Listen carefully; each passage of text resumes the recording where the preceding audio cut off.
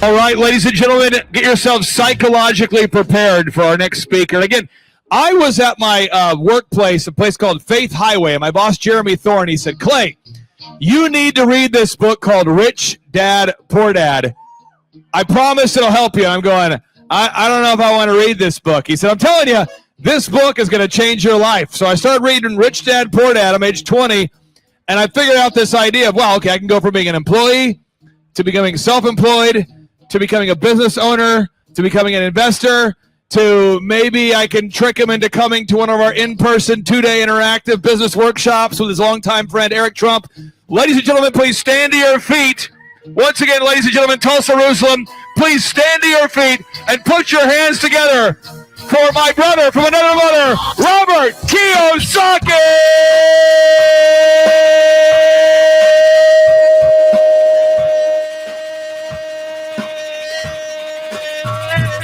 Robert Kiyosaki, everybody! All right, Robert Kiyosaki, one more time, folks. Let's hear it for Robert Kiyosaki. Thank you, Charlie Red. All right, we're going to do a Q&A, so I'm going to give you this mic, Robert. This is the hot mic. I'll switch your mics here. Welcome, sir. Thank you. This is the most interesting place I've ever been to. Go ahead. Most interesting place he's ever been to. Craig, his mic up nice and hot. Most interesting, seriously, ever? It's you. I mean, it's fantastic. All right. Okay, I was worried. Okay, now, first question I have here for you in this kind of Q&A format is you wrote or documented this thing called the cash flow quadrant, which is this migration from being a employee to becoming self-employed, to becoming a business owner, to becoming an investor. It changed my life. Could you talk about what the cash flow quadrant is and why you are so passionate about teaching it? May I use a board? Yes, sir. You can use.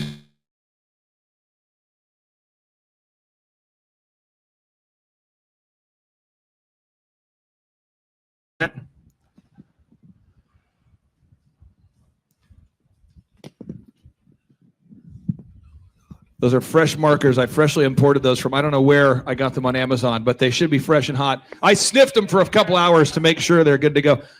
Okay. You stuck on there? Okay. Okay. All right, here we go. Making it happen. Okay. There we go. Okay. Boom. How many people have read this book, Quadrant? Yeah. Okay. Who has not yet read this book? Okay, thank you very much. We'll get you taken care of here. We'll work through this. We'll work through. Here we go. Very simply, E stands for employee. S stands for specialist or self-employed, small business. B stands for big business, 500 employees or more. And I stands for insider. So when I was a kid, my poor dad always had to go to school and get a job. So he was programming me to come here. My mom wanted me to be a doctor. I said, doctors are smart. She says, that's right, you better not be a doctor. I flunked out of high school twice. You know why? I can't write. And my book has now been a #1 bestseller 28 years. So, no, but that's one of the problems with school. If you don't agree with them, they flunk you. And that's, Donald Trump just announced is going to disappear the Department of Education.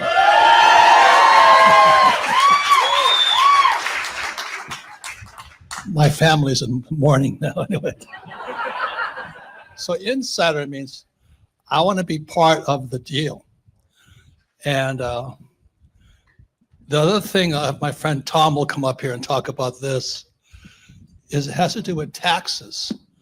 See, America was founded as a tax-free nation. It was called the Boston Tea Party. So today, I think these guys pay 40%, 60%. He's giving you a wireless microphone. There you go. They're unshackled. 60% taxes. 20%.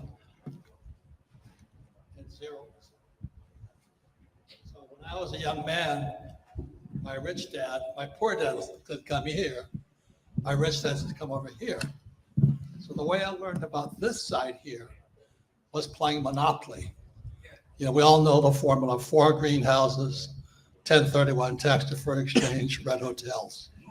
So today I own red hotels and all that. So that's why young education is good. So I knew what I wanted to be, except my dad kept saying, you got to go to school. So I want to thank you for putting up here Octanon Verba. The reason I went to the Merchant Marine Academy was because I really wanted to go there. When I was a kid, I built a sailboat in the eighth grade. That's the only A I ever got. The other kids were building little salad bowls for mama and building this sailboat. And I used to sit on Hilo Bay in Hawaii, my little sailboat, and I dream about faraway places. I was always chasing the horizon. And so I wrote to my congressman, if you go to Hawaii today, the airport is called Senator Inouye Airport, Daniel K. Inouye. So I wrote to him, he gave me Naval Academy. And I said, I don't want to go to Naval Academy. I want to go to Merchant Marine Academy. He says, why? So they're the highest paid graduates in the world. And when I graduated in 1969, my starting pay was $120K a year. Not much money today, but that was a lot of money back then, you know, for a college kid. But of course, I was driving oil tankers into Vietnam. So that was the whole background. And then my conscience got to me. I went to Vietnam in 1966, and I saw the war. And I still remember going ashore at Cam Ranh Bay, and I asked this young girl, she was selling beer, I said, what does a Viet Cong look like? She goes, they're sitting right there. So I walk over these 2 kids, about my age, we're about 18, 19 years old. And they are Vietnamese. I said, you guys are Viet Cong? They said, yeah. I said, nice to meet you. Can I buy you a beer? So we sat there drinking beer, just talking. I said, why are you guys fighting? I said, because we want what you have. You want a better life.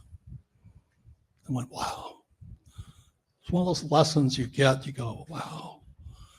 And I said, I'll be back. And they said, we'll be waiting for you. So a few years later, I came back as a U.S. Marine, flying gunships. So they tried to kill me. I tried to kill them, and they came back alive. But I'll say the saddest thing about Vietnam was I was a carrier pilot, and the gunships flew off the carriers, is when your friends don't come back. And the only time you get to see them is go to the Vietnam Wall in Washington, see their names up there. So those are the saddest times, but they make me more committed to fight for our freedom and get rid of these commies in government, man. Oh my God. Now, Robert, a follow-up question here for you. Again, thank you for your service too. When President Trump, who you've written 2 books with, you've done The Midas Touch, you've written with President Trump. You also wrote a book called Why We Want You to Become Rich. When he decided to run for president, I think a lot of people at first thought it was a joke, followed by maybe a PR stunt, followed by people were excited or concerned. And you never wavered in your support of Donald J. Trump. And then when President Trump did not win re-election or whatever happened there, I'm being sued for even asking the question, whatever happened there. You've never wavered in your support of Donald J. Trump. Could you share why you've never wavered in your support of Donald J. Trump? Well, he is what he is. There's no 2 Donald Trumps. Do you know what I mean?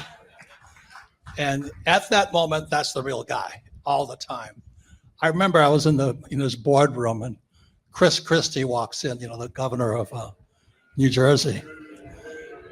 And he goes walking in the room, and Chris is a little heavy, He should go on the carnivore diet. But so Chris walks in, and Donald Trump goes, hey, Chris, lost a few pounds. Huh? So if you can't take that, you really shouldn't be around him. You know what I mean? And anybody who can build skyscrapers in New York City battling the unions and all that. He can do anything. So I feel blessed, more than blessed, to have him as president today. The right man at the right job. Thank you. Now, I want to ask you about this. You have said, and I'm quoting from one of your books you wrote here, the size of your success is measured. The size of your success is measured by the strength of your desire, the size of your dream, and how you handle disappointment along the way. To me, that moved the needle for me. I want to get your thoughts, because a lot of times people come to conferences like this or a different conference, and they're excited. They learn the practical knowledge, but then once they get the first ounce of disappointment, then they quit. I want to get your thoughts on just the persistence. Well, if I could piggyback what you were doing just a little while ago up here, what my rich dad taught me, he said that life is about skill sets. So I was coming out of the Marine Corps. I was stationed in Hawaii for my last 2 years. And my poor dad said, go back to school, go fly for the airlines. I said, Dad, you don't want a helicopter gunship pilot flying your aircraft, And then, so I said to my rich dad, I said, I want to be like you and be an entrepreneur. He says, you don't have the skill set. I went, what? I have a college degree. He says, you don't have the skill set. I said, what are you talking about? He says, number one skill of an entrepreneur is got to sell. Number two, raise capital. And so I sat there going, I said, and in my family, my poor dad, my family were Marxist. They're not good, they're good people, but they're a Marxist. They believe in taxation. They believe that the rich stole, the abolition of private property and all that stuff. So I'm going, well, I have to learn how to sell. He said, yes. In my family, salesmen were scum. So the battle was a battle of philosophies, ideologies, what's important in life. So when I had to go home to my father, who was the superintendent of education, candidate for lieutenant governor of Hawaii, I said, I'm going to become a salesman. He says, I'm so disappointed in you. I understand that's what I had to come across.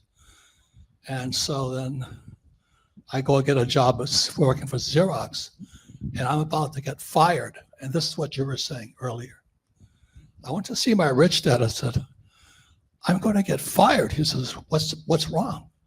So I'm not closing any deals. His question was, how many pitches do you make a day? I went, what? I said, on a good day, I'm going to make one. Because, you're knocking on doors. He says, the reason you're failing is because you're not failing fast enough. He says, the key to success is how fast can you fail. And so what I did then, I got a job. I worked downtown Honolulu. And I got a job at a nonprofit dialing for dollars. And so my goal was to get rejected 30 times a night. And the more I failed, the more my sales at Xerox went up. So always remember that you have to fail faster. And a lot of times people fail and then they quit. And that's what you're getting at up here. Right. The thing, again, I'm sitting there at Faith Highway. I'm working in a cubicle trying to cold call pastors and sell them commercials. And I'm reading this book at night, and I'm thinking, if I can just make enough money, I can jump from being an employee to becoming self-employed. I just have, it was a math thing. So I'm working at this job I don't really like so that I can get to where I want to go. And your training is in the back of my mind. I didn't have a coach. I didn't have a trainer or someone helping me. But I've heard you on podcasts talk about that you believe in having a personal trainer for your fitness, yes, that you believe in having a coach. And so your coaching was in my mind like all day, but it was from the words in your book. But why do you value coaching or mentorship so much, sir? I value coaches and mentors because I'm lazy. And I want somebody to push me beyond me. And so I'm 77 and the body is breaking down. So I hire a yoga instructor. Oh, my goodness. Marines are not known for flexibility, you know what I mean? This woman got me twisting and turning, And I'm begging for mercy. And she says, "You're such a baby." It's so hurting. But I hire coaches to make me a better person, to push me beyond where I quit. So that's the main reason. So the thing is, what do you want to be better at? Hire a coach. Okay, simple. Now, Robert, I didn't know how to quite honor you or thank you for being here, because I was going, if he ever comes to Tulsa, what I'm going to do is I'm going to take his favorite quote and put it on the wall. That's what I'm going to do. And I wanted to get your thoughts about this quote and why it means so much to you, because to me, it was absolutely life-changing. Could you talk about octanon verba and what that means? That's it, yeah. I thank you for that. I appreciate it. I'll send a picture of my school. You watch what a person does, not what they say. So I went to military school. That's first word we're taught is mission. Your mission is your spirit. So what's your mission here? So every time I start a business, it's mission. Then I watch what a person does. So as soon as Trump got deposed and Biden came to office, I'm not Republican or Democrat necessarily, but I watch what a person does. The first thing that SOB Biden did was he cut the Keystone Pipeline. I looked at that. Second thing, he took down Trump's wall. I looked at that and I said, I know exactly what he's doing. When he cut the pipeline, the Keystone, oil prices went through the roof. He was destroying the middle class. And when they're going to cause poverty, then they're going to bring in all those criminals across, not all of them, but again, criminals. And then you can't, was in California, you can steal $1,400. Are you kidding me? And so that's why I'm glad Donald Trump is back, because it's what is he doing? He's bringing justice back to this country. Now, Robert, I want to ask you this. Warren Buffett once said, he said, since I was born in 1930, the dollar has depreciated by well over 90%. That's Warren Buffett talking about the dollar losing its value. You are one of the first entrepreneurs that I saw at scale in your podcast, which people can find on YouTube, the Rich Dad, Poor Dad podcast. I saw you at the podcast. I saw you through books talking about the collapse of the dollar. And so I thought to myself, you know what I'm going to do? I'm going to assume Robert Kiyosaki's crazy, and I'm going to go meet with people I know that own banks. And I'm going to ask them the same questions. And they were all telling me, if you don't hate yourself, just take a quarter of your income and buy gold and just hold. And so as a result of your pro tips and the results of these advice from these people that own banks, I've just been buying gold very consistently since 2005. Yeah. And since that time, it's gone from $400 an ounce to almost $300 or $3,000 an ounce. Could you explain for everybody that's maybe new to this idea, why has gold just since 2005 gone from $400 an ounce to almost $3,000 an ounce? Well, gold has not changed. The dollar's losing value. That's all it means. So it's really quite simple. 1971, April 15th, 1971, Nixon took the dollar off the gold standard. And ever since, I like to tell the story of, I was flying off a carrier in Vietnam, and then I said, I better buy some gold. So I flew behind enemy lines. Marines aren't the brightest guys on earth. And there was a little gold mine. I walked up to the window of the little girl sailing there. And I looked, I said, my co-pilot and I were looking at it, and he goes, is this gold? I said, I don't know. I've never seen gold. And he says, what do you mean you've never seen gold? I didn't know this at the time. 1971, it was illegal for Americans to own gold. That's how powerful a metal it is. So what I say, gold and silver are God's money. It was put here on earth by God. And paper is fake money. So that's how I'll look at it. That's very simple then. And you've not only talked about gold, but you've actually invested in your own mine. I hear it's risky to start your own mine. Can you talk about why you decided to invest in your own mine? Well, I don't know why I like oil. I like cattle, and I like mines. So I was in Vancouver, British Columbia, and I found a gold mine for sale in China. And so they asked us, we tied it up, and we took it public on the Toronto Stock Exchange. And we took it public. We raised $27 million for it, small. and we struck gold. It was the richest gold mine in China. And the moment we struck gold, they took it. I have a whole new respect for country risk. Don't do business where the rule of law does not exist. And America was heading that way under this guy Biden and Kamala. You know, when you weaponize the FBI and all that, we're going down the wrong road. So that's why I'm glad we're back. Thank you. Now, you always hear rumors about what the Trump kids are like. Now, I consider Eric Trump to be a friend of mine. You've obviously spent a lot of time with the Trump sons and with President Trump. You've written the 2 books together.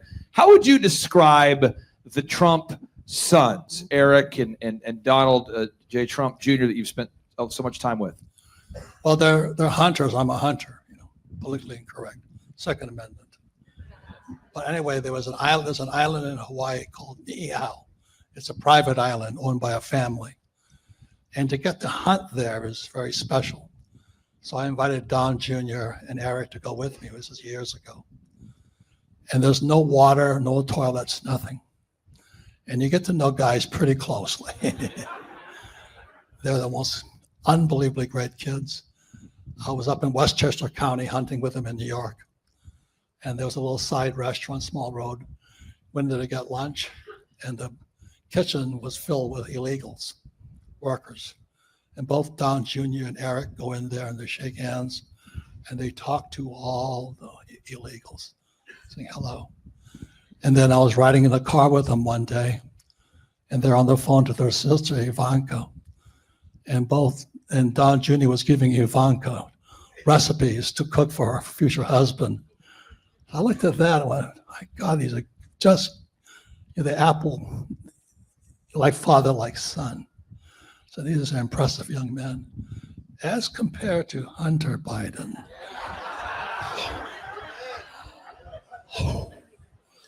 If, you know, they should have just looked at Hunter and not elected that other guy. They're crooks.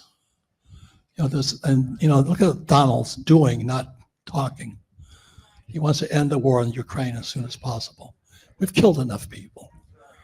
You know, who cares who wins at this point? We've killed enough people. So I just watch what Trump does. It's octa, non-verbal. He does it. So thank you. Now, Robert, you've written 2 books, as I mentioned earlier, with President Trump. This one here is called Why We Want You to Be Rich. Why did you write this book, or why do you want people to be rich? What is causing you to want people to be rich?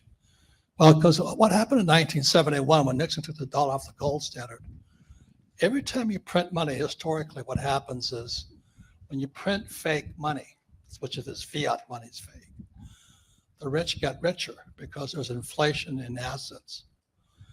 But there's also inflation in food and stuff like this. So when you print money, the rich get richer, the poor and middle class get poorer.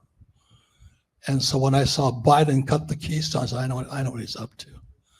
He wants 2 Americas, rich and poor. And anyway, that's why we wrote Why We Want You to Be Rich, is because if you don't take responsibility for your money, Hunter Biden will, you know what I mean? Now, what was it like writing these 2 books with President Trump? You sat down to write Midas Touch with him. You sat down to write Why We Want You to Be Rich. What's it like being around him as you're working on 2 books? He is a fantastic man. I mean, I got to pinch myself. I'd sit there and we just do the outlines. And then we say, okay, these are the points and all this stuff. And so he'd fill it into his section, I fill in my section. But we're so closely aligned in philosophy.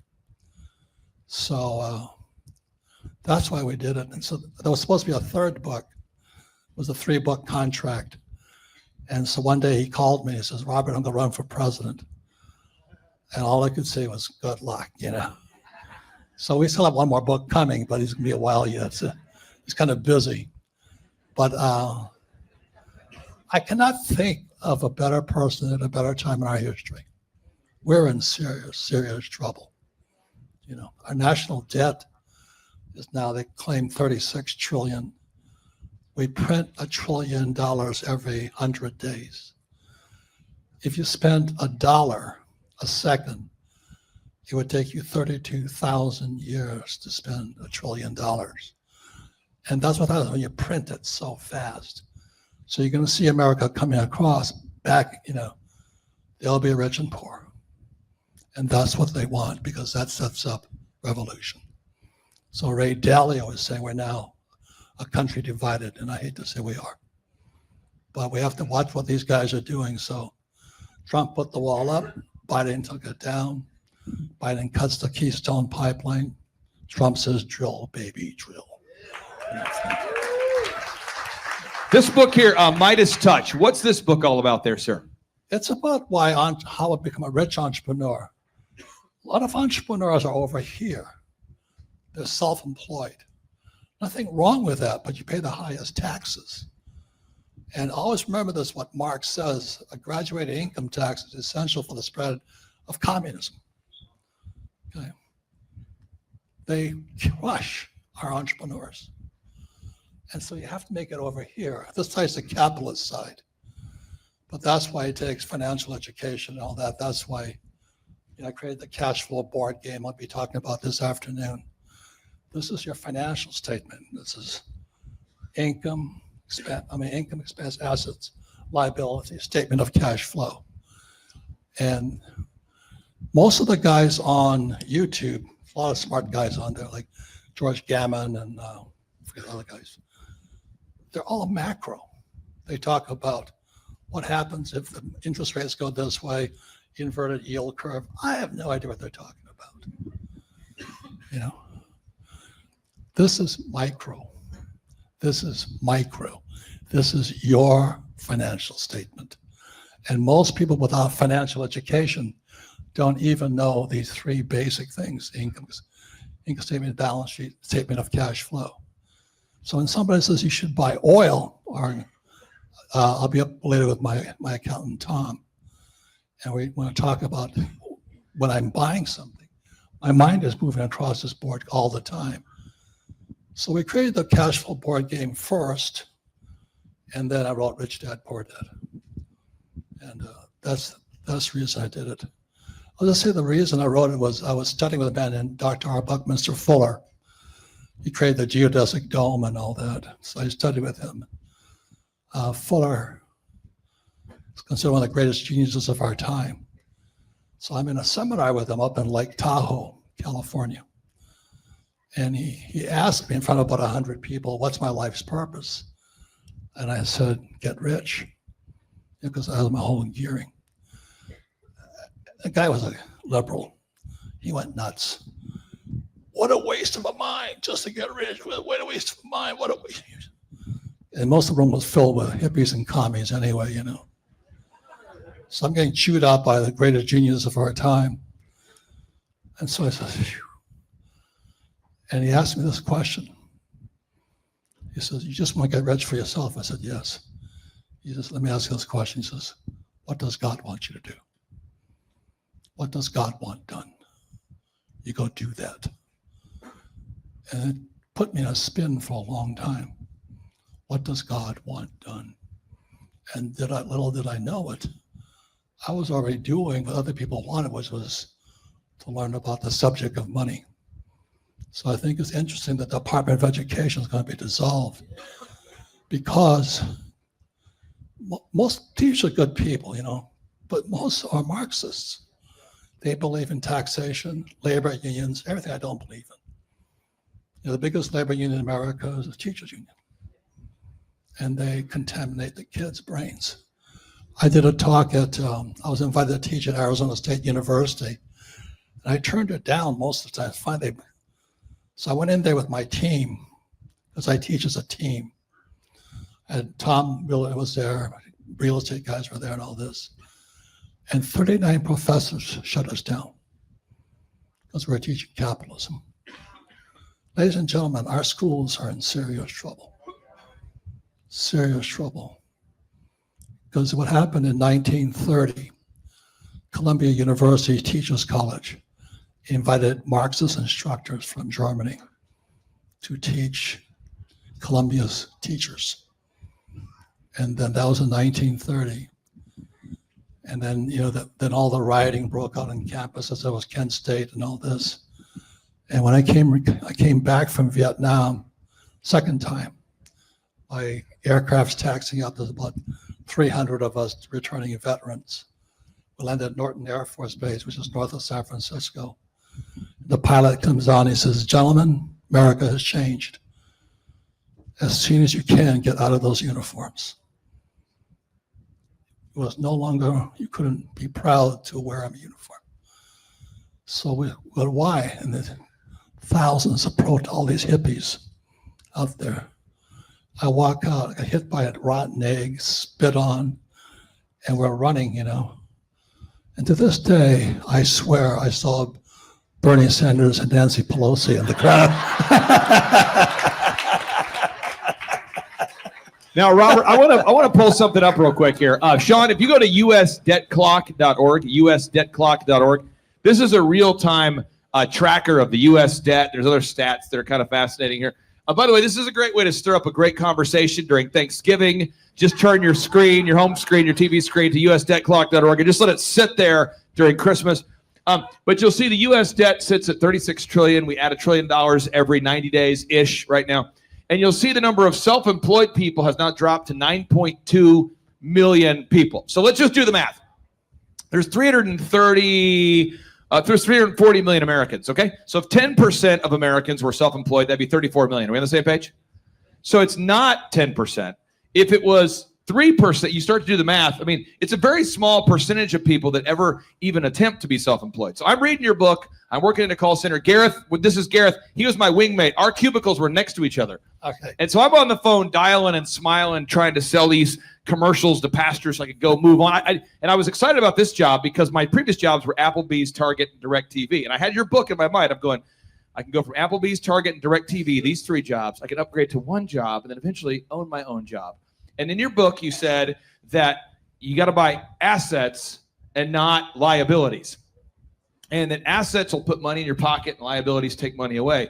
So I remember thinking, I'm going to work all day, every day to buy speakers so that I could become a disc jockey, entertainment guy, and I could grow my business.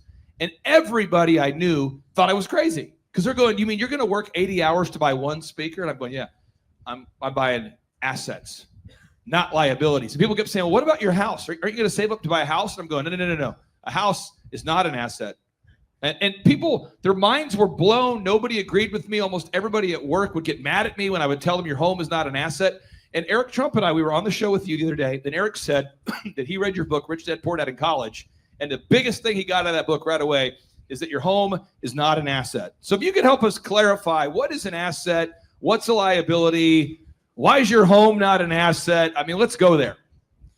Well, I'm not against home ownership, but what most people who are not smart do is they get a pay raise, they buy a bigger house.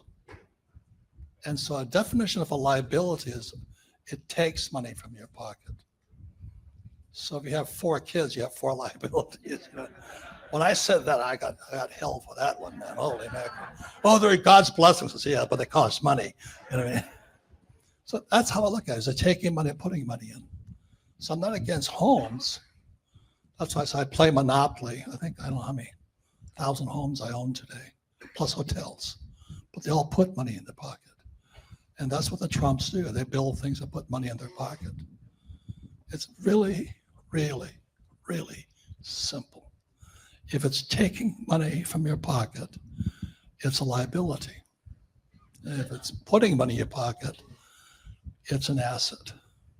So I just sold my Lear 60 the other day because it was definitely a big liability, And the happiest day of your life was the day I bought it. And the happiest day was when I sold it. I just rent it, But anyway, if I rent it, it's an expense. If I own it, it's a liability. It's in the definition of the word, financial literacy. Now, so in my world, I'm trying to make this very practical for everybody out there. So in my world, I'm working next to Gareth. And Gareth, you remember, I'm drawing pictures in my book about all the equipment. I would spend my day drawing my systems and my processes, writing out checklists. And I got to where I had three disc jockeys. So we're DJing, 8 gigs a weekend, 9 gigs a weekend. And I'm telling my wife, if I could just get to where these 3 guys, where we're doing like 10 or 15 events a week, I could quit my job and go full time. So I go full time, quit my job. Now I'm a disc jockey, own my own company. And in your book, you're saying, okay, that's step 2. Now you're self-employed. The next step is becoming a business owner. And so that was a big challenge for me, going from, because I enjoyed being a disc jockey. I enjoyed, at the peak, I was doing 250 events a year, every year. I loved it. And my wife was like, you can't be DJing 250 events a year, every year for the rest of your life. And I'm like, I know Kiyosaki says I shouldn't be doing that either because I'm self-employed. I'm not a business owner, but I liked it. And so for me, I kind of got stuck there for a couple years. Yeah. Talk about that. Where do people get stuck as they're going through the journey from self-employed to being a business owner? Well, the big thing is most self-employed are doing what they love, and it's commendable. But you got to look at the tax side and all that stuff. So it's just a matter of opening your mind. I'm not saying don't do it. Like right now, I'm not charging any money because I don't have to. But I'm doing what I love. I love talking to you right now. This is joyous to me. Talking to you guys is the best. Hanging out with this guy is like a trip. But you know, if I had a 9 to 5, I couldn't be here. So anyway, that's what I mean. I can still do what I love. One more thing is the definition of words. People talk about net worth. I talk about wealth. The definition of wealth is if you stop working, how many days do you survive? Do you know what I mean? It's measured in time. Wealth is measured in time, not dollars. So my goal was how fast could I be wealthy? So I never needed to work again. And it took my wife and I 10 years. You know, and that's when people said, how did you guys do it? And we couldn't explain it to them. So we created the cash flow board game so that they could understand it and teach themselves. The purpose of the cash flow game was for people to teach people and bypass the communist school system. Because you have a communist teaching you, you know, what the number 1 rule of Marx was: abolition of private property. Second was taxation. Third was labor unions. Everything school teachers do. Now, Andrew, can you grab my phone from my office real quick there? It should be plugged in there. What we're going to do is I'm going to shamelessly encourage people to pick up this cash flow game because it's fabulous. It's a great way to teach your kids, your family, how to go through the cash flow quadrant. But we have a man here who claims to be the best cash flow quadrant player in America. Colton, can you come up here? Colton Whited. This is Colton Whited. His mom and dad are the people you see on camera oftentimes for the Flyover Conservatives podcast. Colton, we'll get you on a live mic here.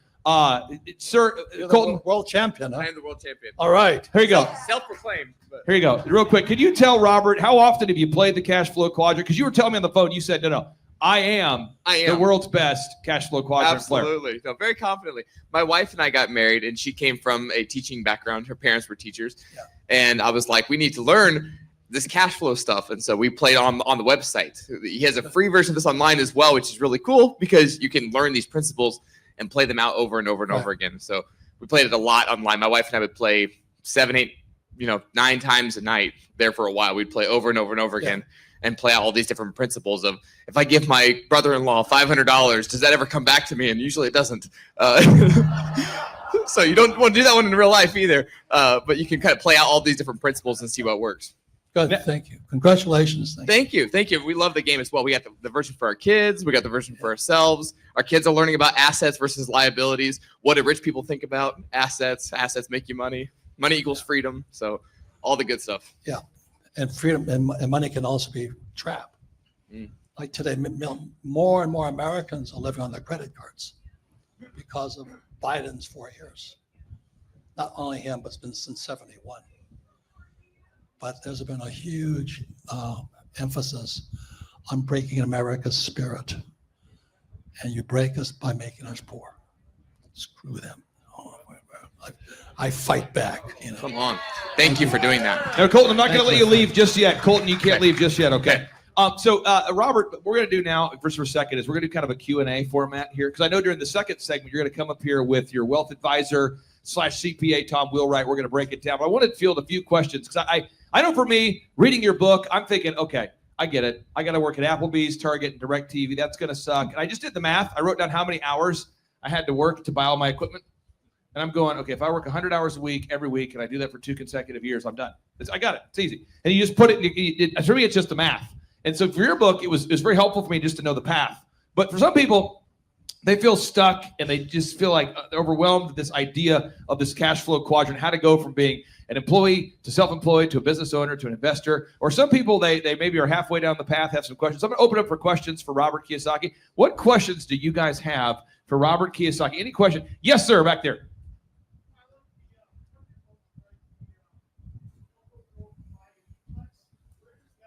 He's talking about your book about don't go broke buying a duplex.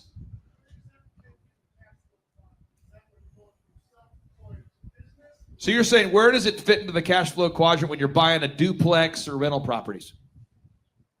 Investor? It's not in. It's inside investor. Inside investor is illegal unless you're on the inside. But Nancy Pelosi and those characters, no, they're outsiders. But the law allows them to invest as insiders. So if you were, I cannot tell you about my deals because you would be outsiders. So my rich dad taught me very early, he says, you want to get inside the deal as fast as you can. So when I put together my own real estate deals, I'm an insider. You buy an REIT, real estate investment trust, nothing wrong with them. You're an outsider. But the game is always on the inside. And that's the difference there. Now, one thing that you taught, and by the way, we'll go to Colton for a question in just a second, but one thing you taught that I thought was incredible in your books, and I've read so many of your books. So, I mean, Rich Dad's Guide to Investing. And he doesn't, I was so proud of him. He has them all marked up like my books. They're just tabbed all over the place. I devour those things. Rich Dad's Guide to Investing is hot. That thing will sear your retina. Be careful. So I'm reading that book, and you're talking about how you can buy wealth, essentially. So if the house is worth $300,000 and you buy it for $200,000, you basically just bought $100,000 of net worth or $100,000 of wealth that you can buy. You can. No, hold on. Net worth is not wealth. Wealth is always in time.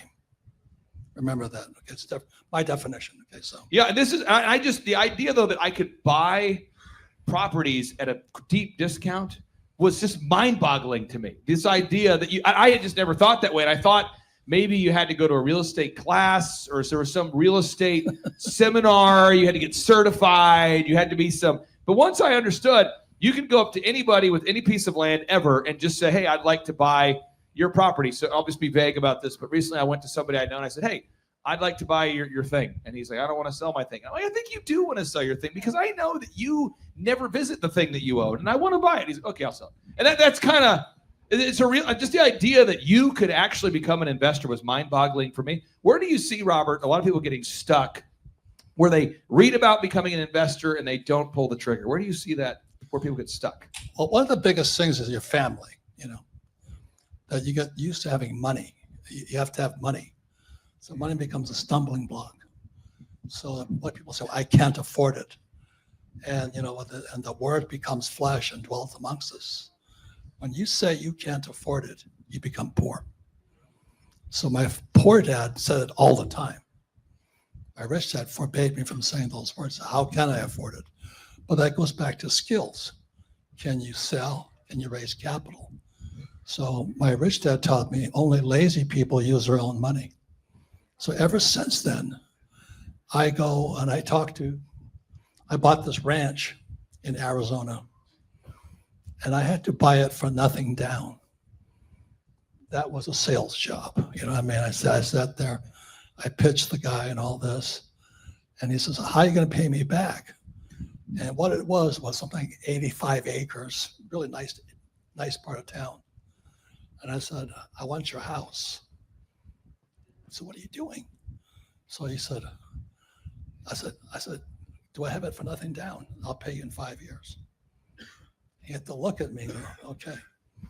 So I cut the house off. It was an old stagecoach steeple made out of rock. I paid $80,000 for the land, sold the house for $250,000, paid him off, got the land for free. And I still own the land. But it was just a mental exercise. Richard always says, only lazy people use their own money. And my poor dad always said, I can't afford it. I can't afford it. Why don't you go back to school, get your PhD like me? I said, PhD stands for poor, helpless, desperate. Now, Colton, you had a question for Robert. You have a question for Robert there, sir. Yes, sir. So as you expanded, you mentioned earlier, you now have thousands of homes and hotels. As you're expanding, when you first start, you can kind of you can look a tenant in the eye. You can look, you kind of get that idea. How did you learn how to expand, or what advice would you have for expanding out your operation and managing the cash flow systems? Okay, if I could say something to you, the problem, my wife and I got into a big fight on the electronic game. It's just too easy.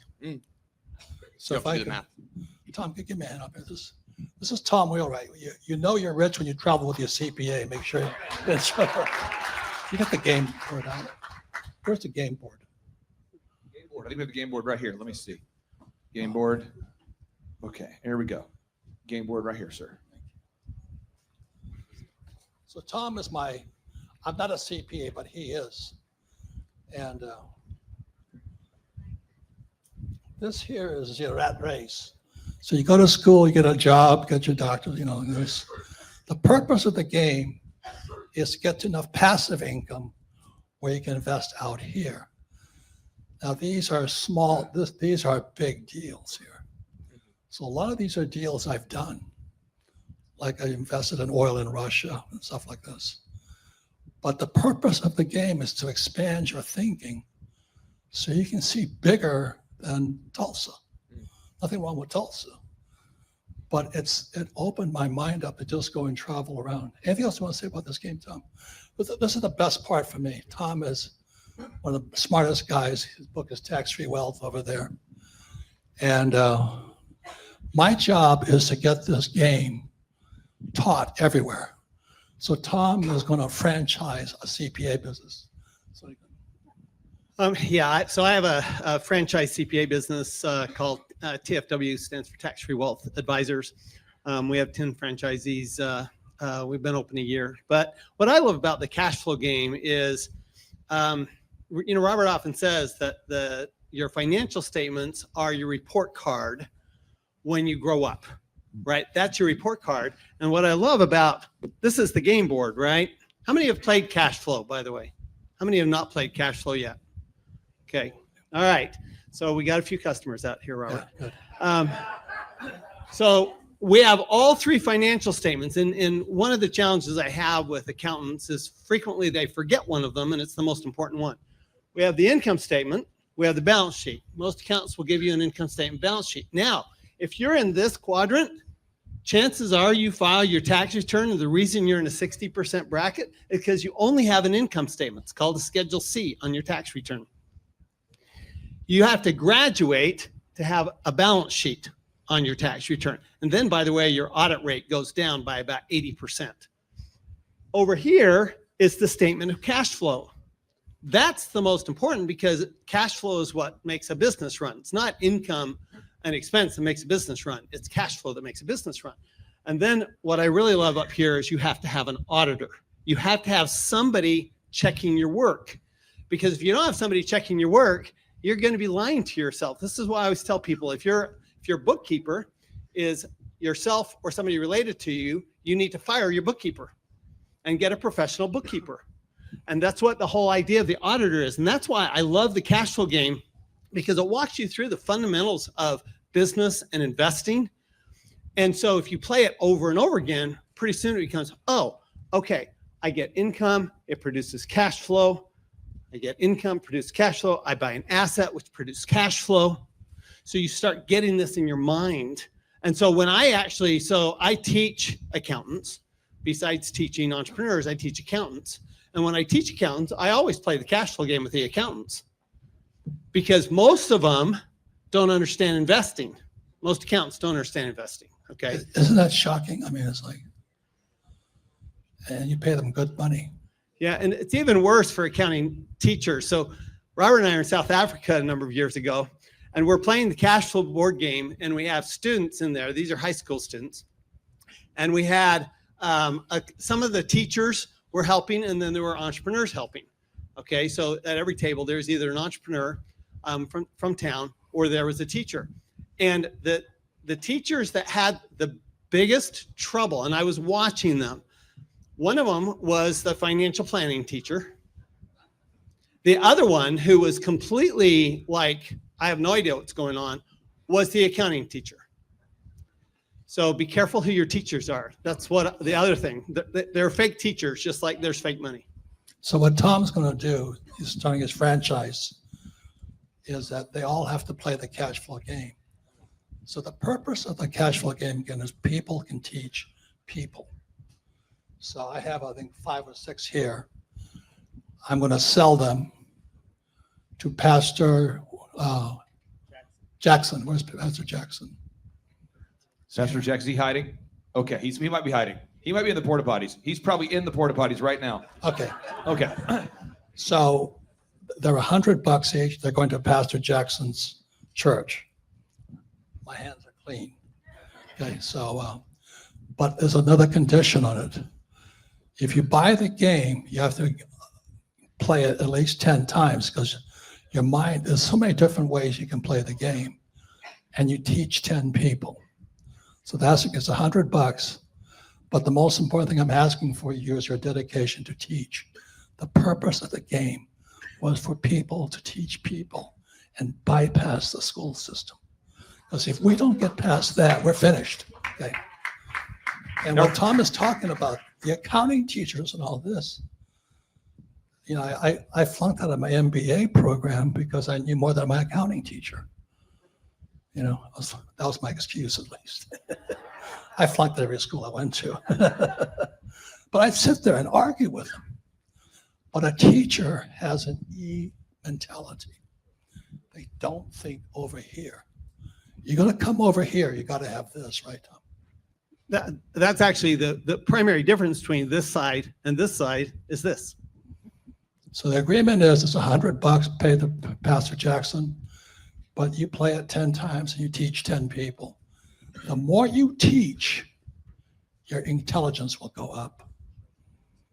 Give and you shall receive. Teach and you'll get richer. That was designed into the game. In 1996, we came out with it. Then I couldn't sell it, so somebody says, you better do something quickly. So I wrote a brochure. It's called Rich Dad, Poor Dad, to sell the game. And that's the genesis of the whole thing. Now, Robert, what I'm going to do real quick here during Robert's going to come back for a session after Eric Trump speaks. What I want to do here is, if you're watching right now, if you go to Rich Dad, it's richdad.com. So for anybody who buys a copy of the board game today, what we're going to do, if you, again, just like we did with Sean Baker, if you text me on my cell phone, again, it's my private number. We keep it exclusively private between you and me and the 74,000 people watching online right now. So you just text me. My number is 918-851-0102. So if you buy a copy of the board game here, so you buy the board game at richdad.com, and you just text me proof of purchase, we're going to enter you in for a chance to win a signed copy of The Midas Touch and a signed copy of Why We Want You to Be Rich, signed by Eric Trump and Robert Kiyosaki. Okay? So if you want a chance to win that, all you got to do is go buy something right now. Go buy the book. It's the board game. It's online at richdad.com. richdad.com. You go there and just text me proof of purchase. Just text me proof of purchase, and you'll be entered in for a chance. We already named our winners for the carnivore diet, so you can look at Dr. Sean Baker while you're eating a steak together. Oh, weird, that happened. That'll be very romantic. You'll love it, and it's going to be incredible. Very, very carnivore heavy. And I have some books here for sale. They're $10 each. Again, it goes to Pastor Jackson. Can you buy that game right here? There's 5 of them. There's 5 of them, so you guys can fight each other later for that. But for anybody watching online, we have so many people watching online. Just go to But you got to richdad.com. promise to teach. Otherwise, okay. No, I meet these village idiots, call my family. You know, I played the game once. You know, you got to fail until you succeed. Now, Robert, I have a couple quick follow-up questions for you and Tom. I want to get your thoughts on this before we take our break here. One is my kids. I have 5 kids, and I'm always trying to convince my kids to drop out of high school or college or whatever school they're in. So I'm always like, they're like, Dad, I have to study. And I'm going, please don't drop out. I'm your fallback. We're good. I'm not kidding. These are actual conversations I have. I'm like the opposite of the dad who's like, study. I'm like, don't study, drop out. It's good. Because I see people that apply for jobs. They're 22, they're 24, they have a degree. And I spend all of my time unlearning, teaching them to stop. So I have to teach, like, we have graphic design graduates that don't know how to do Photoshop, videography, photography. They don't know Lightroom. They don't know Premiere. They don't know how to edit anything, but they have a degree in multimedia. I see people that graduate from accounting school that can't do accounting. I see architects that can't do architecture. And I end up spending all my time reteaching everybody. And I am involved in so many different companies. It blows my mind. So I want to get your thoughts on just college in general, because I believe that college, if it was correctly branded, would be called jackassery. But I want to get your thoughts on just college in general. And maybe no one will listen, but at least I'll take note of it and I'll quote you and then tell my kids later tonight. I think Adolf Hitler said it best. You can control the textbooks, I'll control the world. Because it's not education. The word education comes from the Latin word educe. Educe means to draw out. What we do is indoctrination. And I know the difference because I'm a Marine. We get indoctrinated into the Marine. You're not just going out there educing the Marine. They pound the you-know-what out of you till you get it straight. So there's induction and educe. The purpose of the board game is to pull out the rich person in you. But if you're like I pick on my brother, but he says, I have a real estate license. There's no real estate. People live in paper, if you know what I mean. I have this degree. What do you have? Do you know what I mean? Where's your PhD? Is I don't have one. Tom knows my financials. My financials pretty good. I think everybody here would be pretty happy with your financials. Yes. Now, Tom, I want to ask you this question. Income coming from here. So I had a really small goal. It was just $10,000 a month. But every year I kept adding to it, and now it's more than most people make in a lifetime. Every month, tax-free. That's what Tom's service is. Okay.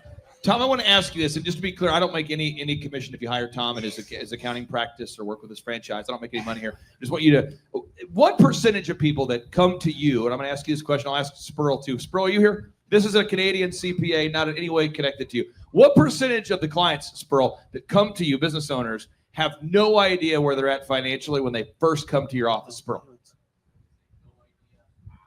Half have no idea.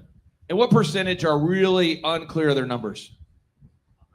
100%. When you're a world, what percentage of business owners are unclear with their numbers? So I used to teach a class to entrepreneurs, and it was called, actually we called it Cash Flow 101, and stole that from Robert.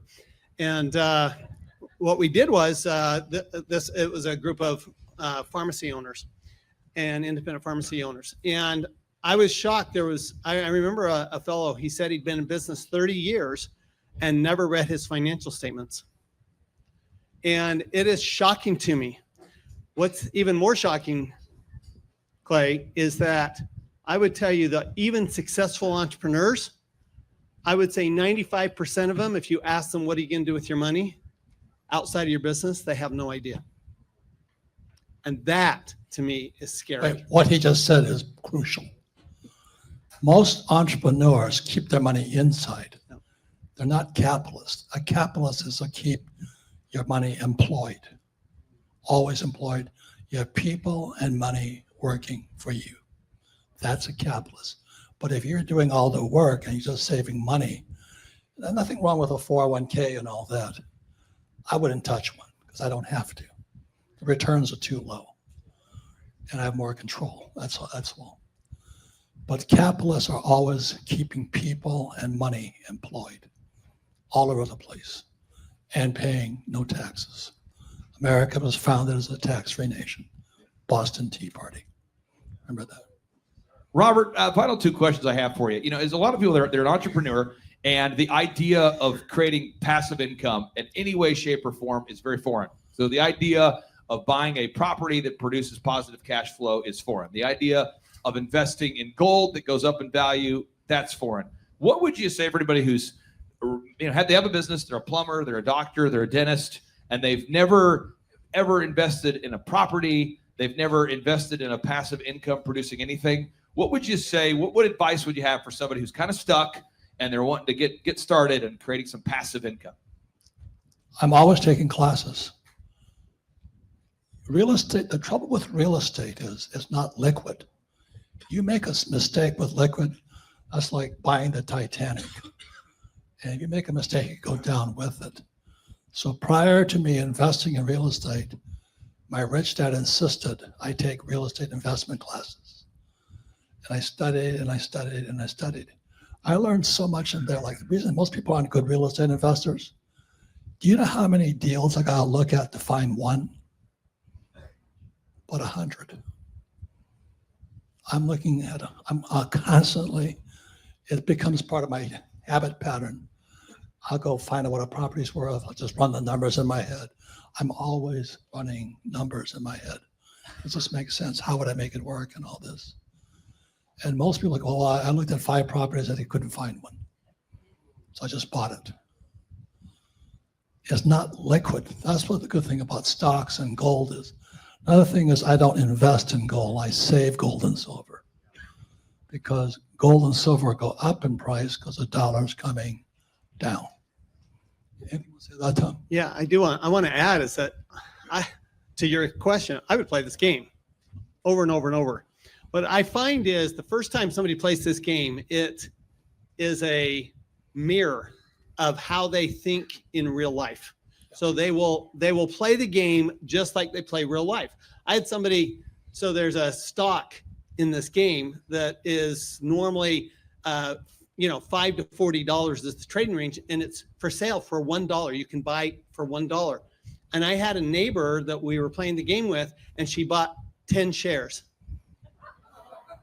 And I'm going, okay, well, that makes sense. That's how she thinks in real life.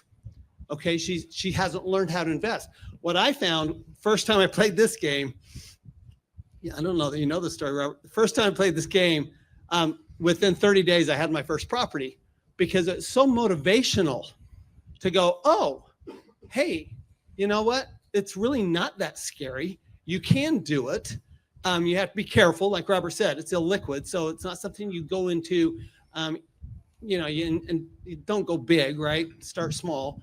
But playing this game really kind of gets you the fundamentals of what real estate is about, because there's so many different types of real estate deals. You understand what return on investment is, what cash flow means. And I just think that the best education, I agree with Robert. I mean, it's as much education as you can get, but don't forget, this is one of the best educations in the world when it comes to investing in real estate. Do we have, Robert? And we get education from, like I've taken real estate courses where I own more than those teacher did. I walk out. Do you know what I mean? It's the same as on YouTube.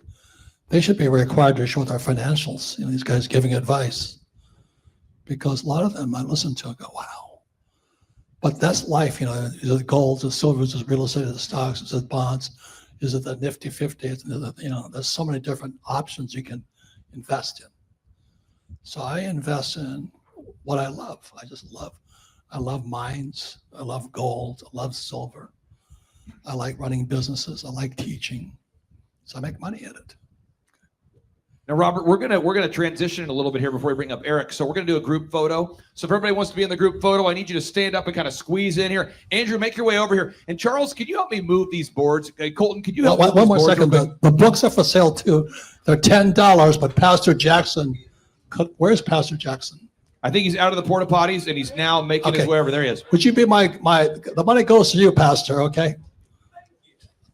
It's all yours. So if you want to buy Rich Dad, Poor Dad books, any of the books that Robert has written, you can buy them from Pastor Jackson. All the money will go to Sheridan Church. And Pastor Jackson can meet you in the bar area, in the bookstore area, as we take a break here. But we're going to go ahead. We're going to have everyone face this way. So, Robert, we're facing this way, sir. Oh, okay. And then we're going to everybody squeeze in here for the photo, okay?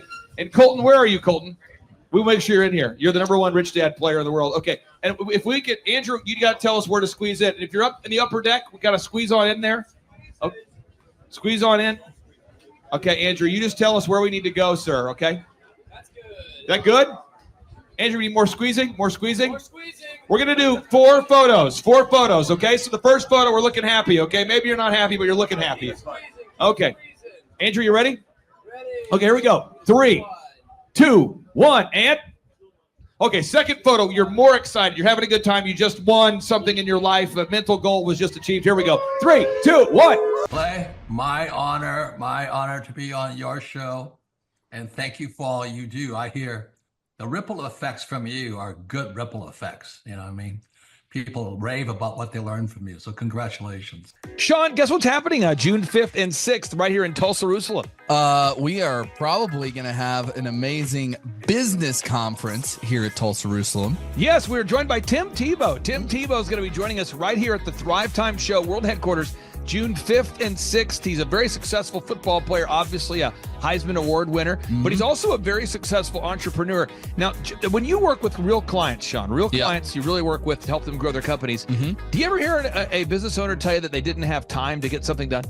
Every day. How often is not having enough time a problem for business owners? All the time. It's like maybe 90% of the issues as people are trying to grow their company. Well, Tim Tebow is going to come join us here at the in-person Thrivetime Show 2-day interactive business workshop, and he's going to teach us time management and his approach to personal self-discipline and getting things done. Also at the workshop, I'll put it up on the website so people can see it here. Also at the 2-day interactive workshop, Sean, we are going to be, there it is. We're going to be teaching accounting, systems creation, marketing, human resources, how to hire, inspire, train, and retain great people, accounting, social media advertising, search engine optimization. Sean, what's the area where most clients ask you for help the most? Is it generating leads? Is it hiring people? What's the biggest issue that most business owners have by default before they come to one of our workshops? Well, I think it's management, because time is the most valuable resource for these business owners, and being able to manage their time is the first thing. Once they get that under control, then generally the numbers, being able to track their business and be able to make the best decisions based on numbers rather than emotions is a big area. And we teach all of this stuff at the business conference, particularly you, Clay. You love to hammer on time management. It's my favorite part of the conference. Now, I'm going to pull this up real quick here because we're going to go through. If you're not excited, I want to get you excited about what we're going to cover at the workshop here. Okay. All right. The 2-day interactive workshop. This is my 20th year hosting workshops. So I'm telling you, folks, we're in rare form here. So one is the idea of establishing your revenue goals. I think most entrepreneurs don't know their revenue goals. Would you agree, or am I off my rocker? No, that's totally a very important point we do with every one of our new clients that come on board, is we have to establish the revenue goals. And generally speaking, we have a vague idea, but not an exact idea that can be engineered down into like the daily goals for sales. And so that's a really big one. Now, next is the break-even numbers. What kind of sales do you have to do to even break even? Yeah. Third is, how many hours per week do you want to work? What is your ideal schedule as an entrepreneur? Box number 4, how do you stand out in the clutter of commerce? What makes your company unique from all the different businesses? In a world of brown cows, herds of brown cows, proverbial brown cows, the analogy of brown cows, how can you be the purple cow that stands out? How can you be the squeaky wheel that gets the oil? Box number 5, branding. How do you improve the perception that people have of you, your business, your brand? Box number 6, marketing, your 3-legged marketing stool. What is a turnkey way for you and your company to generate leads so you can succeed? Because if you don't have any leads, your business will bleed. If you can't sell, your business will go to hell. You've got to generate leads. Sean, how often do business owners by default tell you they have a hard time generating leads? It's almost all of the time. It's really a huge struggle. And many times they may be creating leads, but just through word of mouth. So they get to a point where we've implemented systems, and then they need to create more leads, but they've never had to do it. So there's a lot of different scenarios where business owners are like, how do you create leads? Something we hammer on at the conference a lot. Box number 7, create a sales conversion system. Again, box number 7, create a sales conversion system. Sales scripts, recorded calls, one-sheets, pre-written emails, lead trackers, all of the sales tools, the sales print pieces, the one-sheets, the big screens that you see inside the business. Whether you're a doctor, you're a dentist, you're a lawyer, you got to have sales systems in place. We help you with that. Box number 8, what does it cost you to get another customer? Step number 8, what does it cost you to actually acquire a customer? Step number 9, it's hard to build an organization if you're not organized. We're going to teach you how to create repeatable systems, processes, file organization. Box number 10, we're going to teach you how to manage people, real people on the planet Earth. This just in, we're going to teach you how to manage real people on the planet Earth. Box number 11, how to create a sustainable schedule that works for you and your family. Step number 12, how to create human resources systems for recruiting, hiring, training, and retaining great people. Box number 13, accounting. This just in, we have to cover accounting. It's not how much you make, it's how much you keep. We're going to cover all the accounting things you need to know. And step 14, finally, what is the point of even achieving success? We're going to go over what is the point of even achieving success, how to design a life that you're excited about, how to design a life where you carve out enough time for your faith, your family, your finance, your fitness, your friendship, your fun, and where you're going to spend your focused time. We're going to go through that, all this and more. Now, the workshop, Sean, it's June 5th and 6th. Yep. It's a 2-day interactive workshop. Yes. And tickets, we always do it. It's $250 or whatever price that someone can afford. Sean, why do we let people name their price? Why do we have scholarship tickets available if somebody can't afford the $250 general admission ticket? Well, we don't want anybody to miss out on it. You know, you could be at a startup phase or you could be, you know, way along in your business, but we want to make it accessible for everybody. I think it actually goes back to a story of your dad, and like it goes all the way back to how you've always done this as a business coach, trying to make sure that, you know, your average people out there have access to the things that work. Now, 7 a.m. to 5, Sean, why do we go from 7 to 5 both days? I mean, it's 10 hours a day. 20 hours of training over 2 days. Why do we do 10 hours a day, Sean, of back-to-back workshops? We do a 30-minute teaching session. We do a 15-minute question and answer session, and then we take a break. 30 minutes of teaching, 15 minutes of question and answer, then we take a break. Why do we do that format, Sean? That format is so that we can keep people engaged and not just sitting there listening, but also getting involved. We really encourage people to ask questions, and that's really where the juiciness of the conference comes out, is you can put your personal situation and your questions on the board, and Clay will tee off and give you direct advice. Even without being in our coaching program, you can get direct coaching from Clay. It's really a very engaging format. I enjoy it a lot. Sean, final 60 seconds, pop quiz here. What date is the conference? June 5th and 6th, 2025, this year. Question number 2, who's our keynote speaker coming to the conference there, Sean? Tim Tebow is our keynote speaker. Sean, question number 3, how much does it cost to come to our in-person 2-day interactive business workshop right here in Tulsa, Oklahoma? I think it's, did you say it's $250 or whatever you can afford? That's right, $250 or whatever you can afford. Sean, how do you spell Eric Trump backwards? P-M-U-R-T-C-I-R-E.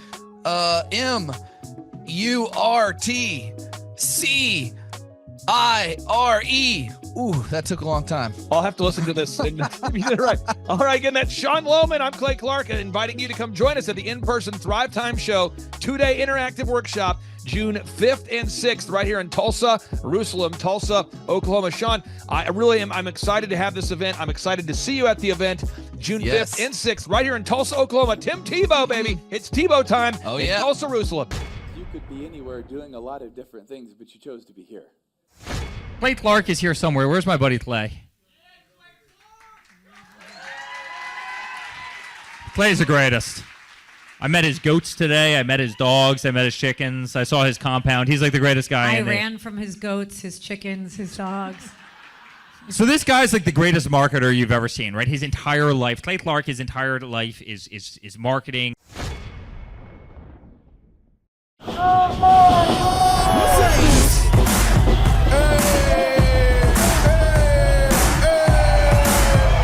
Hey guys, Luke Erickson here with the Thrivetime Show. As you can see behind me, we've got all kinds of energy going on. People are starting to show up for the conference, and it is hot in this place. We got grill guns over here. We've got people playing the drums. We've got a fire breather, and man, people are so excited as they come in. The conference is kicked off. This house is packed. We've got Aaron Hansis with Sean Holmes up there. We've got Steve Currington with Total Lending Concepts up there talking about what is possible when you just implement, when you do the proven system. It's so exciting. People are going crazy. Guys, Luke Erickson with the Thrivetime Show here with you. It is day 2 and the energy is high. People are so excited to be showing up. The team is ready. Come on, let's see what it's like to go on in for day 2. Follow me.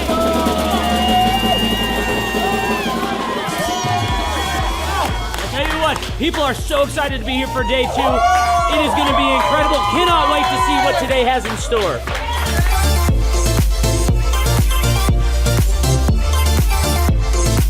Right now, here at the conference, we've broken into groups going over search engine optimization. And I know for most of us, myself included, if you hear that term, you go, what is that? What does that mean? That's too techie for me. Well, our experts are breaking it down for people so that you can clearly understand how to come up top in Google. It's doable. It's possible. Now we're in the middle of a break, and what we like to do is we like to give you as much tangible and relevant information from about the start of the hour for 45 minutes. Then we take approximately a 15-minute break to allow people to connect with other entrepreneurs around them, bathroom breaks, and also use this time to just really digest all of the good information that you're receiving the whole time. Right behind me, we've got Bob with his grill gun, melting an ice sculpture. It is awesome. The ice sculpture represents our life, right? It's here for a time, but we all need to have the sense of urgency to implement the things that we're learning so that we can make the most of the time that we have. I heard about it on the podcast. Started listening to the podcast, became a fan, and then figured out about the workshop. I own an insurance and financial services agency, and I was hoping to learn from the workshop systems and processes. I'm big on systems and processes and always learning better ways to run a business more efficiently. The atmosphere's second to none. It's a high energy, really cool atmosphere to be around. Contagious, I would say. Just something every entrepreneur, I think, would appreciate and love. I'd say humorous, high energy, and full of substance, which I think is the key. A lot of business coaches or seminars maybe are high on motivation and making you feel good, but don't have a lot of substance that you can take back and implement, the following Monday, where his does. Man, there's a lot of valuable things. I'm gonna say, this is my second workshop. The first workshop I took back really the importance of a group interview. I used to spend hours and hours interviewing people, screening resumes, and that saving my time on that part is valuable. It was that and then the sales scripting that have been two major things just so far. Man, I think they're missing out on, expert advice from somebody who's been there, done that, built companies, has learned a lot of lessons. That's what I'm always looking for, is somebody that I can learn from that's ahead of where I am. And I think if you choose not to come, you're missing out on a lot of good advice that could help your business.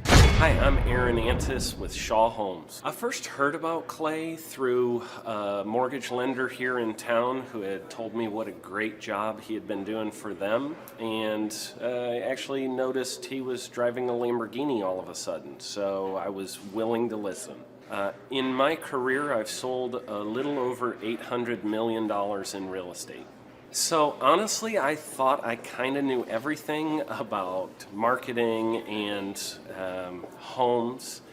And then I met Clay, and my perception of what I knew and what I could do definitely changed. After doing $800 million in sales over a 15-year career, I really thought I knew what I was doing. I've been managing a large team of salespeople for the last 10 years here with Shaw Homes. And we've been a company that's been in business for 35 years. We've become one of the largest builders in the Tulsa area, and that was without Clay. So when I came to know Clay, I really thought, man, there's not much more I need to know, but I'm willing to listen. The interesting thing is our internet leads from our website has actually, in a 4-month period of time, has gone from somewhere around 10 to 15 leads in a month to 180 internet leads in a month. Just from the few things that he's shown us how to implement that I honestly probably never would have come up with on my own. So I got a lot of good things to say about the system that Clay put in place with us, and it's just been an incredible experience. I am very glad that we met and had the opportunity to work with Clay. So the interaction with the team and with Clay on a weekly basis is honestly very enlightening. One of the things that I love about Clay's perspective on things is that he doesn't come from my industry. He's not somebody who's in the home building industry. I've listened to all the experts in my field. Our company has paid for me to go to seminars, international builder shows, all kinds of places where I've had the opportunity to learn from the experts in my industry. But the thing that I found working with Clay is that he comes from such a broad spectrum of working with so many different types of businesses that he has a perspective that's difficult for me to gain because I get so entrenched in what I do, I'm not paying attention to what other leading industry experts are doing. And Clay really brings that perspective for me. It is very valuable time every week when I get that hour with him. From my perspective, the reason that any business owner who's thinking about hooking up with Thrive needs to definitely consider it is because the results that we've gotten in a very short period of time are honestly monumental. It has really exceeded my wildest expectation of what he might be able to do. I came in skeptical because I'm very pragmatic, and as I've gone through the process over just a few months, I've realized it's probably one of the best moves we've ever made. I think a lot of people probably feel like they don't need a business or marketing consultant because they maybe are a little bit prideful and like to think they know everything. I know that's how I felt coming in. I mean, we're a big company that's definitely one of the largest in town. And so we kind of felt like we knew what we were doing. And I think for a lot of people, they let their ego get in the way of listening to somebody that might have a better or different perspective than theirs. I would just really encourage you, if you're thinking about working with Clay, I mean, the thing is, it's month to month. Go give it a try and see what happens. I think in the 35-year history of Shaw Homes, this is probably the best thing that's happened to us. And I know if you give them a shot, I think you'll feel the same way. I know for me, the thing I would have missed out on if I didn't work with Clay is I would have missed out on literally an 1,800% increase in our internet leads. Going from 10 a month to 180 a month, that would have been a huge financial decision to just decide not to give it a shot. I would absolutely recommend Clay Clark to anybody who's thinking about working with somebody in marketing. I would skip over anybody else you were thinking about, and I would go straight to Clay and his team. I guarantee you're not going to regret it because we sure haven't. My name is Danielle Sprick, and I am the founder of D. Sprick Realty Group here in Tulsa, Oklahoma. After being a stay-at-home mom for 12 years and my 3 kids started school and they were in school full-time, I was at a crossroads and trying to decide what do I want to do? My degree and my background is in education, but after being a mom and staying home and all of that, I just didn't have a passion for it like I once did. My husband suggested real estate. He's a home builder, so real estate and home building go hand in hand, and we just rolled with it. I love people, I love working with people, I love building relationships. But one thing that was really difficult for me was the business side of things, the processes and the advertising and marketing. I knew that I did not have what I needed to make that what it should be. So I reached out to Clay at that time, and he and his team have been extremely instrumental in helping us build our brand, help market our business, our agents, the homes that we represent. Everything that we do is a direct line from Clay and his team and all that they've done for us. We launched our brokerage, our real estate brokerage, 8 months ago. And in that time, we've gone from myself and one other agent to just this week, we signed on our 16th agent. We have been blessed with the fact that we right now have just over 10 million in pending transactions. 3 years ago, I never would have even imagined that I would be in this role that I'm in today, building a business, having 16 agents. But I have to give credit where credit's due. And Clay and his team and the business coaching that they've offered us has been huge. It's been instrumental in what we're doing. Don't ever limit your vision. When you dream big, big things happen. I started a business because I couldn't work for anyone else. I do things my way. I do what I think is in the best interest of the patient. I don't answer to insurance companies. I don't answer to large corporate organizations. I answer to my patient, and that's it. My thought when I opened my clinic was I can do this all myself. I don't need additional outside help in many ways. I went to medical school. I can figure this out. But it was a very, very steep learning curve. Within the first 6 months of opening my clinic, I had a $63,000 embezzlement. I lost multiple employees. Clay helped us weather the storm of some of the things that are just a lot of people experience, especially in the medical world. He was instrumental in helping with the specific written business plan. He's been instrumental in hiring good quality employees, using the processes that he outlines for getting in good talent, which is extremely difficult. He helped me in securing the business loans. He helped me with web development and search engine optimization. We've been able to really keep a steady stream of clients coming in because they found us on the web. With everything that I encountered, everything that I experienced, I quickly learned it is worth every penny to have someone in your team that can walk you through and even avoid some of the pitfalls that are almost invariable in starting your own business.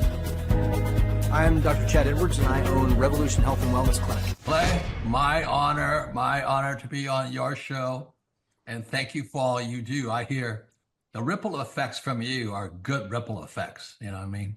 People rave about what they learned from you, so congratulations. And we went from expecting maybe 250,000 this year to we're at 400,000.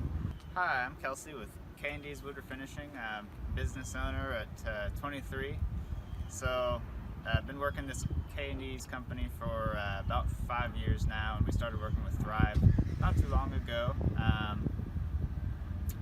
And we went from expecting maybe 250,000 this year to we're at 400,000. That's what we're going to hit or exceed. So we're pretty excited about that. It's been pretty much just listening to what they have to say. Their hiring process has just really been incredible as far as finding good quality help, and the just the accountability of meeting up with them weekly, and like such good insight, the resources that they have for specific business questions. It's all been really incredible. It's been a great experience, so I would recommend it to anybody. What I've seen from Clay and his group at Thrive is they'll give you a simple system, and it's the simple systems are the ones that people can wrap their brain around. They're the ones that people can work with on a day-to-day basis. Hi there, my name is Stephanie Pipkin. I am 24 years old and I own Black River Falls Cleaning Services. We opened in April of 2019 and it is now mid-June of 2020.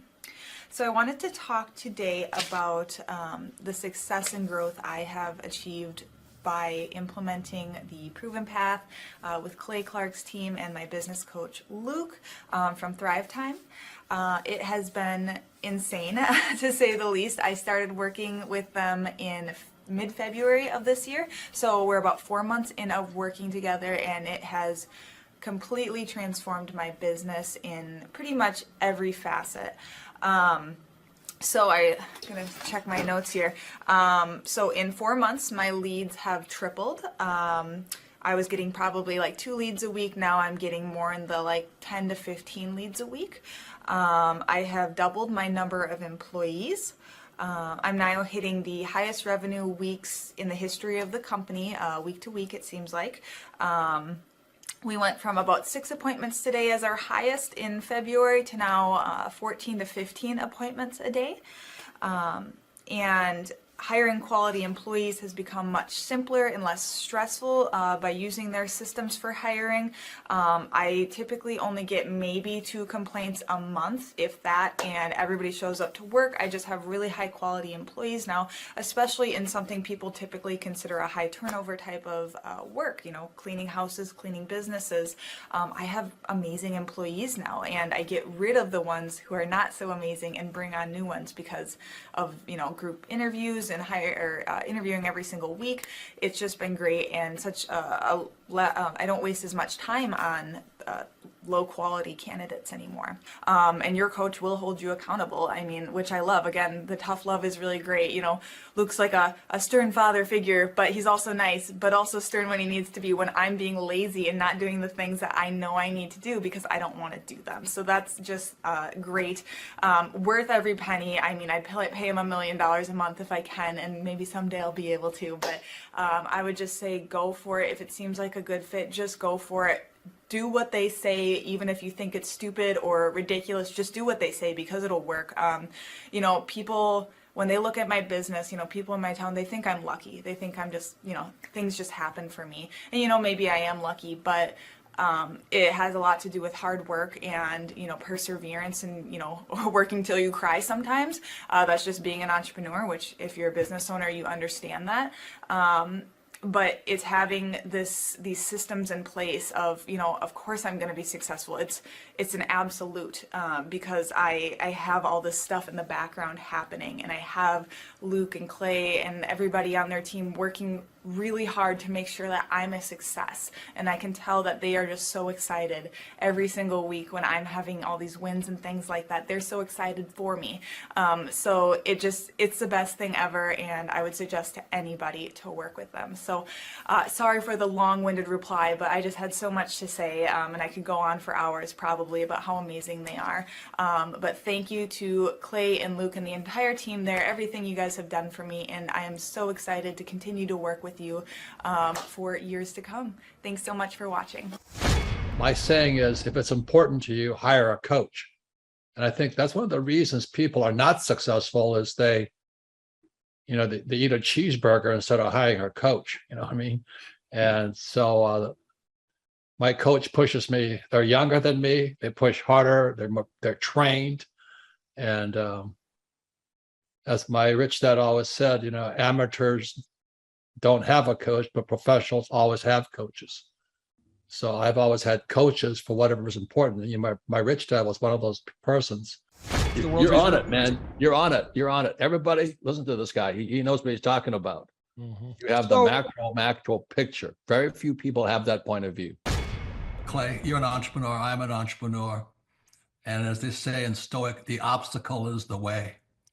And so if you let these pinheads get in your way, you're in trouble.